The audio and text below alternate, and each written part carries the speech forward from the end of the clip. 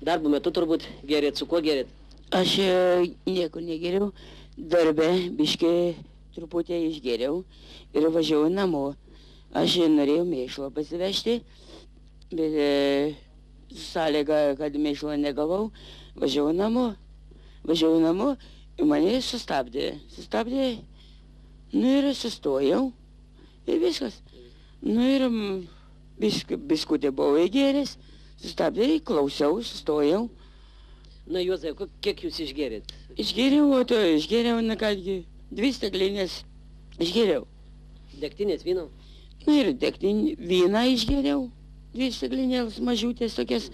Na ir degtinėlės 1 čerkelą ir daugiau nieko. Bet jūs turbūt žinojot, kad po to reikės vairuoti traktorių, juk negalite. Žinojau. Su kuo jūs gerėt? Gal draugus tuos prisimenat? Žinai ką, aš nepažįstu tų draugų. Kas jums pasiūlė? Ar jūs pats pirmas? Aš pirmą kartą nuvažiavau, prisirašymus. Toks biskutė buvo, tik nedidelis. Tai jūs pradėjo dirbti toje statybos aikštelėje pirmą kartą, šiandieną pirmą dieną? Tai aš ne apie pirmą kartą, 2 kartą jau dirbu. Na, o prirašymas pirmas buvo tik tai?